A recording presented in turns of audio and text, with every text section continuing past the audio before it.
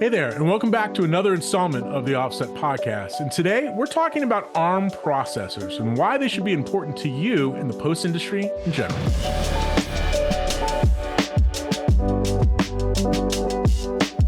This podcast is sponsored by Flanders Scientific, leaders in color-accurate display solutions for professional video. Whether you're a colorist, an editor, a DIT, or a broadcast engineer, Flanders Scientific has a professional display solution to meet your needs. Learn more at flandersscientific.com. Hey everybody, I am Robbie Carmen, and with me as always is my partner in crime, Joey Diana. Joey, how are you doing, buddy? Good, how are you? I'm doing swell. Now, Joey, I know that this is an episode that you have been waiting to record for a long time, simply because you are a computer nerd, and I have to give it a little inside baseball, behind the scenes, a little, sort of story here for our audience, and that is, many of you might know that Joey has a large vehicle collection. He has, 15 cars, 20 motorcycles, probably boats and planes that we don't know about. But besides that large collection of vehicles, Joey also has a large collection of antique computers. He's probably the only person that I know that has a legitimate supercomputer array in his basement. He has various Ataris and Next computers and SGI boxes. Going back to, the early to mid 80s, he's a little bit of a connoisseur and collector of these things. So when it comes to computing history, how computers do their thing and work, Joey's always my go-to reference for these kind of things. And just this week, Apple announced some new computers, some new Mac Studio. A couple months ago, they announced a little Mac Mini, and they, as you all probably know, have for the past several years have been championing their own processors, having made a switch over from Intel processors for a decade or so that they were using those, and now they're creating what they generically refer to as Apple Silicon, but it's not something that is brand new. Actually, this is based on what's called ARM technology or ARM processors, and so we want to talk a little bit about that today, because we got a lot of questions popping up in email and different forums that people who know us saying, "Hey, what new Mac should I buy? What's the deal with unified memory? What's the deal with GPU cores? All that kind of stuff." And honestly, Joey, I think it's a subject we've been skirting for a while, because Apple has been Apple, and they use a lot of really fancy marketing, and it's tough sometimes to wade through that. But also, I think that we generally have the attitude of, we're agnostic about computers, right? It doesn't matter if it's a Windows box, a Mac, a Linux system. Like, do whatever you're comfortable with, do what gets the job done best. But in this particular case, we thought that it'd probably be a good time to talk a little bit about ARM, just because this new announcements from Apple, a lot of people are in that cycle. Maybe they invested in the M1 series, 3 or 4 years ago. Now it's time for an upgrade. So let's cover this. But before we do, I want to make one asterisk caveat. We are not going to, in this episode, go into a deep dive of chip manufacturing. What I say is lithography, but you say it, how do you say it? Lithography. Lithography, okay. However, like photography, but with liths. There we go. The idea of how the fabrication of chips are made. There's plenty of information on the web if you want to take a deep dive of how the billions and billions of transistors and interconnects. We'll touch on some of that where necessary, but I just want to preface this by saying, if you are a CPU designer, this is not your episode, okay? We're talking to fellow colorists, editors, people who are looking to use this technology for creative reasons, methods rather, and reasons. If we say anything that you think could use more clarification, just let us know. Along those lines, of course, you can always follow us on social media. We're on Instagram and Facebook. Just search for the Offset Podcast. You can always go over to offsetpodcast.com and check out show notes. Of course, we're on YouTube as well. And wherever you find the show, just do us a favor, like, subscribe, download, tell your friends. The more people we get eyeballs on, the better it is. So, Joey, let's dive in, man, now that we got all that out of the way. I guess the place I want to start on, give us a little history of ARM. What is ARM? Why is it important? That kind of thing. ARM overarchingly is a CPU architecture and what's called an instruction set. It's basically what the CPU instructions do represent, how they're laid out in an actual, piece of hardware. It's Yeah. basically the standard of what the CPU or central processing unit of the computer adheres to. So Okay. that doesn't mean that all ARM processors are the same, just like all x86 or x64 compatible processors aren't the same. You've got processors compatible from Intel, from AMD. Back in the day, there were a couple other companies. These days, it's really just Intel and AMD. But Right. Yeah. multiple manufacturers make their own CPUs that are compatible with the ARM architecture. That means when you Right. compile software for ARM, it will work on that CPU. It's Okay. different than what we're used to with Intel x86 64, which is kind of that was pretty much the standard for workstation level computing for a very long time because it got really, really good. That's why Apple adopted it. Yep. You remember long before the Intel Macs, there were the PowerPC Macs. Well, that's what I was going to add. It's kind of like the same analogy, right? Where back then, even though Apple wasn't making or they were relying on a different company other than AMD and Intel. In this case, it was IBM, I think, IBM, right? yeah. So IBM who was when making. Apple called it the Apple G3 or G4 or G5, it Right. was a Apple specified IBM unit. Uh, Got it. Now, same thing moving forward with ARM. Apple is specifying a lot of stuff and then having their OEM manufacturers make them. Now, Right. ARM is what's called a RISC architecture, reduced instruction set computing, where essentially the amount of things the processor does, like the amount of options you have for instructions to give it, whether it's like, oh, Yeah. move this memory, add this, subtract that, multiply that, they're broken down into a much smaller group of fundamental primitive instructions. So whereas certain architectures like Intel might have instructions for really detailed mathematical operations that take a long time to run, the idea of RISC is all the instructions run really, really, really, really, really fast because they're all really small parts of the program. Right. And because of that, we can optimize the processor to do lots of cycles really quickly, and we can make them more efficient. RISC and non-RISC have kind of butted heads back and forth over the past decades as to who was in practice really the best performer for the best workloads. And a lot of this really goes into software engineering and how you take advantage of the processor. But Sure.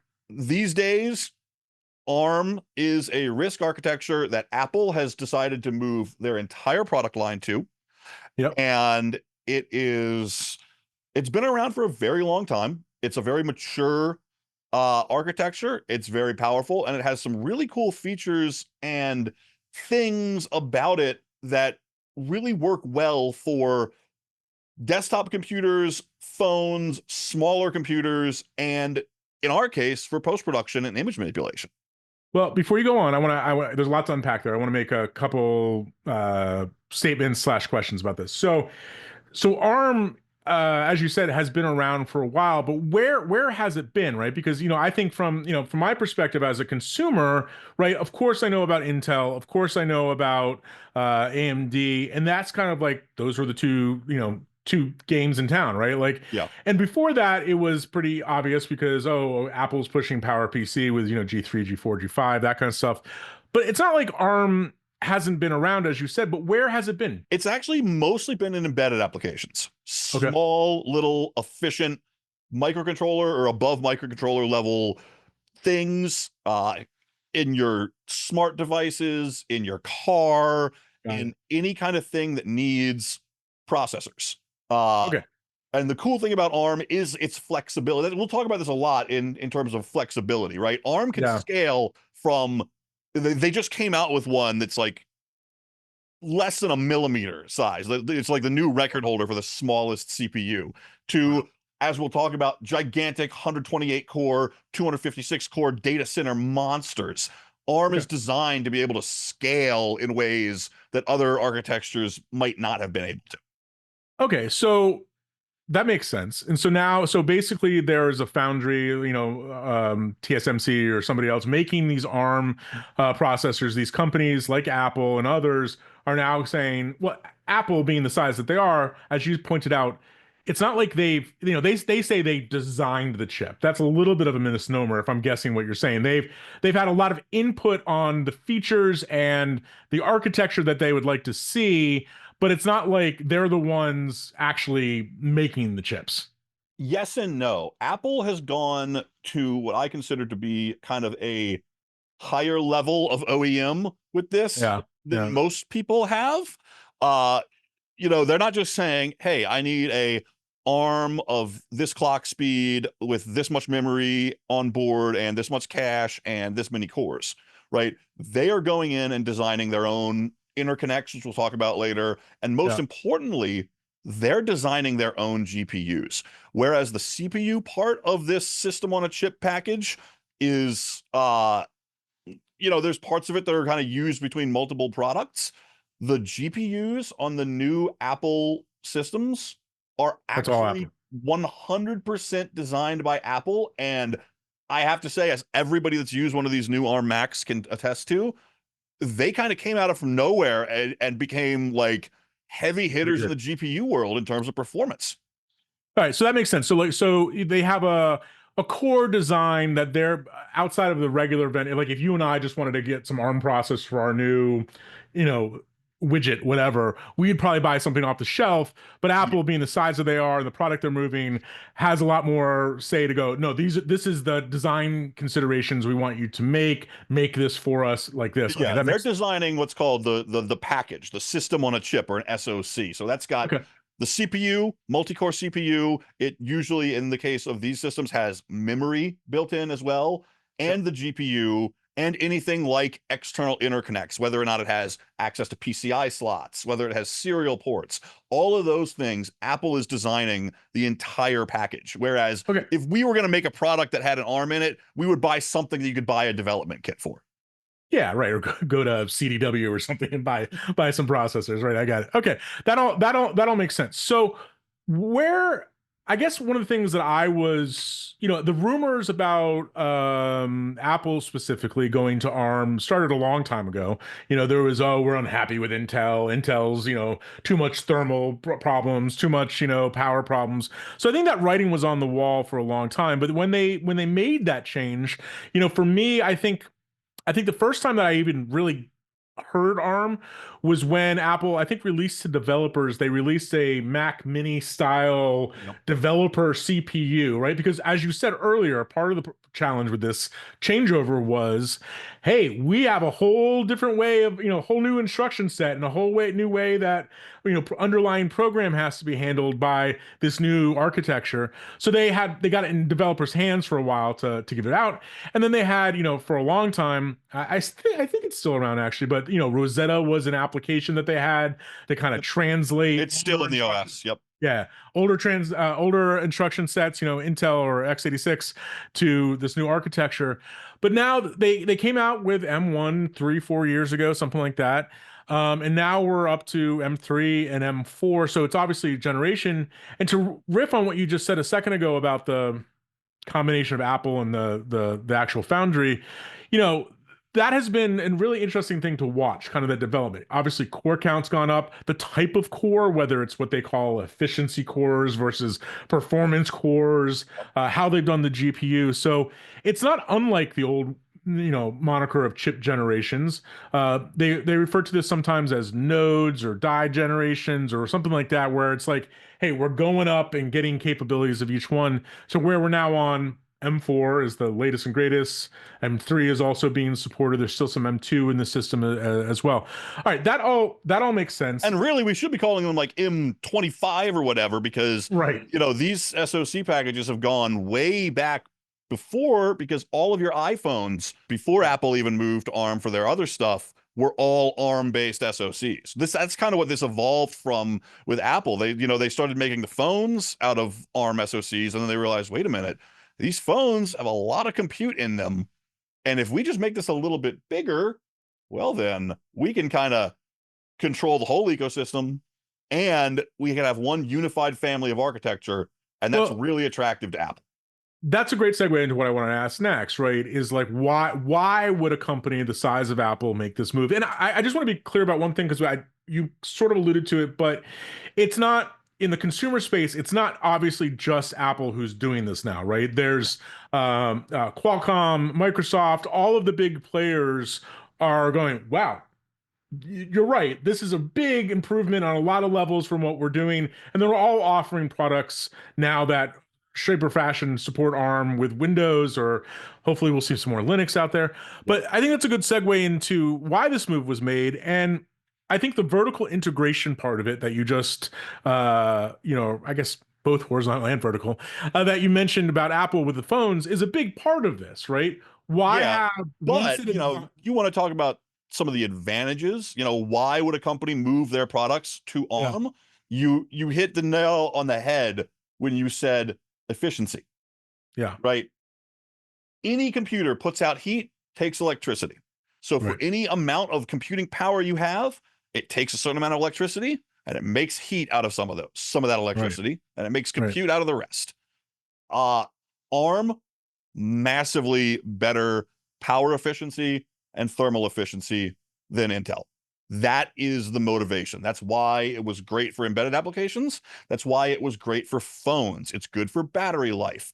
That's Right. why, when it comes to these smaller systems like the Mac Studio and the Mac Mini, they could put incredible power in something that doesn't need a gigantic brick of a power supply or massive heat sinks or massive fans.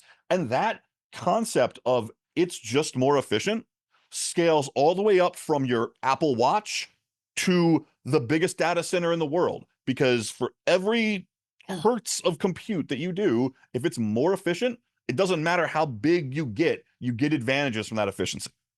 Yeah, I see that. And I think that's something that they've always been interested in is power efficiency, battery life, long term. And I think that comes out of that phone. But I had to look this up because, it's one of those things where it's like Mac Studio has become a really popular computer. Like power savings, is it real? Well, I looked this up and I just want to tell you that the Mac Studio has a max power of 480 watts, full bore. Now That's not a lot. I'm just thinking to myself, I'm looking over this shoulder to a server I have sitting here in a rack. That's like a NAS that I built. And that has, I think, a 1600 watt or an 1800 watt power supply in it, right? And like that's kind of become like the normal for workstation performance is like, somewhere between 1500 and 2000 watts when you factor in CPU of 280 and the GPU pulling 500 or whatever, it all adds up. Can I put it in Bang. perspective? Yeah, yeah. You mentioned I do collect old computers. Yeah. And part of that is I have a vintage 1996, I think it was made, full rack Silicon Graphics Onyx 2, It's a big computer, yeah. basically supercomputer. It's got a computer module and a graphics module. Each one is half of the rack. When Okay. you plug that thing in and you turn it on, you don't even turn on the computer and you don't even turn on the graphics. The only thing that comes on is one of the fan trays. That's 800 watts. I've measured it. It's crazy. It's crazy. So, it's not just bringing your power bill down. It's the fact that they can put this in a smaller package and put more in the same amount of space for the same amount of power. Yeah, and I think the overarching point though I want to make is that yes, there's the efficiency, the power savings, the thermal performance. I think is a big one, especially if you're working with a machine at your desk versus in a machine room. You want it to be quiet. You don't want those fans spinning up and annoying you. And like that, all that adds up to smaller, quieter computers that pound for pound punch above their weight class. But I think a lot of people go, oh, well, it's the end all be all, power efficiency, it doesn't get better. I mean, like, power still wins, right? And we've seen that. We'll discuss this in a little bit. If you have the ability to throw 2000 watts at something and you don't care about the thermal performance because it's in a rack in a data center, yeah, okay, you're not going to beat that. Like, no, I don't think anybody's making the argument that a loaded Mac Studio is ever going to run circles around, whatever the latest NVIDIA GPU with 96 core Threadripper, that has pulling 3000 watts or something. Well, that kind of brings me to my next kind of advantage of ARM. Yeah. And this isn't a ARM specific thing, but ARM, and especially in the context of the ARM Macs, have made it a big thing that differentiates it from the Intel generation setups. Is this thing that we talked about a little bit, we're going to talk about more, called unified memory. Unified memory is an advantage that I cannot state enough is basically a cheat code for our specific type of computing need. It's Okay, not so a cheat code for all computing needs. right. So before you go on, I want to make sure I have this part right because I think this has caused a lot of confusion because I see um, people still referring to this memory as RAM, which is, I don't know if that's technically right or wrong. It's still RAM, but like it implies to me when people say that, it implies a slightly different architecture than what you're describing, right? So tell me if I got this right. In a traditional computer or motherboard processor setup, you got your processor sitting in a socket that interfaces with the motherboard, and there's a bus, a memory, a pathway, a highway going out to that memory, and the CPU talks to that memory, and it's bidirectional, it goes back and forth, and data is moved, instructions are moved from the memory, the RAM, back to the processor, and vice versa. The advantage of having this all on what you referred to earlier as a SoC or a system on a chip is that that pathway is right there with the CPU next to it, with no highway to have to navigate, no bus or whatever to have to go out to. It's integrated, meaning that it can talk loads faster to get things done considerably faster than having to go out on that highway. I mean, that's an oversimplification. That's part one. Part one is that yes, when you put the memory physically next to the CPU, it actually does make a big difference in terms of performance and capability. Okay. But whereas when you buy an external GPU for your Intel machine, it has its own memory. So when the GPU needs to do operations, it's looking at its memory. When the CPU needs to do operations, it's looking at its memory. And what the CPU is going to have to do is it's going to have to take stuff from its memory, give it to the GPU, tell the GPU what to do, then take stuff from the GPU memory, give it back to the system memory. Well, there's a lot of back and forth. A lot of back and forth. Memory bandwidth to and from a GPU on a traditional system is a massively important thing to be cognizant of. That's why PCI went from, different generations. Every generation it gets way, way, way faster. And that's always a big important thing is if you're using an external GPU, you need to be able to talk to it as fast as you possibly can. Because think about this. What's our workload? What is our compute need for a GPU? It's send frames. Yeah. Right. But it has to happen. We expect it to happen basically in real time, right? So we want exactly. So instead of saying, hey, here's a complicated 3D scene, render it. Right. Where in that case, you give the GPU a little bit of information and then you're waiting on the GPU to churn and render the image. Right. No. We're saying, hey, GPU, make this one stop brighter. Right. That's a really fast operation to do. But then you say, hey, make this one stop brighter at 24 frames a second, uncompressed floating point, 4K resolution, and then do it maybe 3 or 4 times over because I'm doing a temporal effect with noise reduction, right? You're moving huge amounts of data in and out of the GPU in real time all the time, and then asking it to do very comparatively simple math to it. So where does unified memory come into play here?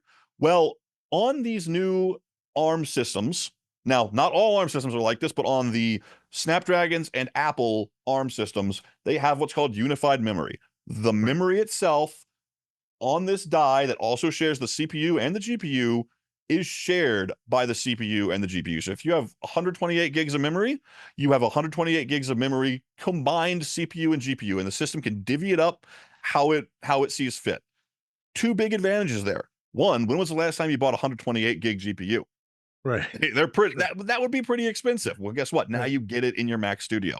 So you get more GPU memory. But more importantly, okay, once the CPU reads some frames off your storage, puts them into memory, the GPU just needs to know what address they're at. They're already there. It's instantaneous pretty much. Yeah, I get it. And then if the GPU says, cool, here's your one stop over version, I'm going to put that into memory for you. Well, the CPU could just say, cool, what's the address, bro? Because I've got that same memory. We're essentially taking the send to the GPU memory and then get from the GPU memory steps completely out of the equation. So for a workload like color grading or any kind of real-time video or image manipulation, unified memory, look, I'm not going to say it's the end-all be-all and you couldn't build a discrete GPU system that has enough bandwidth to beat out these new unified memory systems. But unified memory is a big performer for what we do.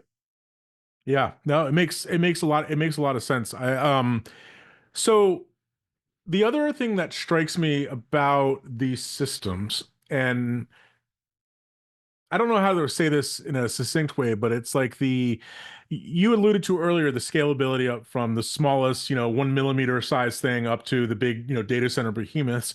And what struck me about specifically what Apple's doing, and I think Qualcomm's doing this a little bit with Snapdragon as well, is kind of the levels of gradation of these chips, right? Like Yeah. from in Apple parlance, it's the regular, just no added name, just M4, and then it's Pro, then it's Max, and then it's Ultra, right? And let's talk about that for a second because I think that on the surface, it's kind of like the old days. Apple. I mean, I don't know if anybody remembers, but in the old days, back in the Power PC days, the Apple Store actually used to be good, better, best kind of like options. And nobody wants to go back to that nomenclature because they don't want to tell people that you're buying a an okay computer. They want to tell you you're buying an awesome one. But the difference between those generations is a little bit of a multi-factor thing. It's obviously number of cores that you're getting, both GPU and CPU cores. Oh yeah. What type of types of cores those are, whether they're performance or efficiency cores, right? But there's also like some differences in terms of like each version of that SoC, the bigger you go, can do things like support more unified memory, for example, right? Yep. So like more memory can be used for the GPU and the CPU. Is there anything else that I'm missing between like those like versions like Max, Pro, Ultra, right? No, I Like, mean, basically, the way all of these companies are scaling these things up yeah, is by adding more small pieces, right? So when you go from like the M1 to the M2 to the M3, the individual cores are getting faster and more performant, right? yeah, But when you go between the sizes of them, where you have like, okay, here's well, I forget what they call like the Max has a bunch of cores, and then like the Ultra has two of the Maxes together. That's right, kind of where the scaling really starts coming into play, right? Because these what they call the package, which is the chip that has the CPU cores, the GPU cores, and in Apple's case, the memory as well, right? That can only get so big, right? They're never going to be able to make that big enough to fit a monster, workstation level computer.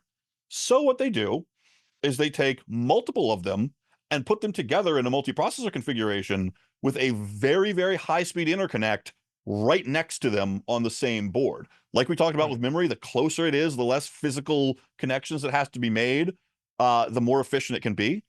And that's why you get into these huge configurations like okay, so on the new Mac Studio, you have the M4, which is the latest generation processor, but they Right. don't have the Ultra or basically dual chip version of that because they haven't made an interconnect fast enough to take two of those M4s and zip tie them together. Yeah, so in Apple parlance, they call that the Ultra Fusion Interconnect or something like that, right? That's just it's a fancy marketing term for that physical connection between two separate SoCs that they've linked together to act as one. That's Exactly. okay? And as those SoCs get faster and faster and faster, obviously you will need a faster, more data capable interconnect. That's why in all of these generations, one thing a lot of people ask about is, okay, why don't we have the latest and greatest, highest number basically in the biggest configuration? And it's important to remember, essentially all of these Apple SoCs start on the phone first. They Yeah, start on the phone and the iPad first, and they scale up from there. That's how it's been since day one. The original dev kit was basically an iPad without a display. And then they start making them bigger and bigger and bigger. And then they get to a point where it's so big, they can't really make it any bigger. So then they start adding two of them. And that's yeah. where you get these monster Mac Studio configurations that really compare with modern day Intel workstations because they just have so much GPU and they're so powerful. But what you're looking at there is basically two of the highest capacity chip that they can make and still put an interconnect on put together. Yeah.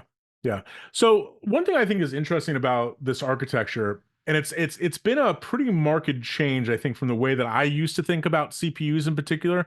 So like in the past when I would go CPU shopping, one of the first things I would look at is the clock speed, right? I'd go, oh, well, a 3 gigahertz chip's going to be faster, better than a 2.2 gigahertz chip. And, you'd look at other numbers like cache size and stuff.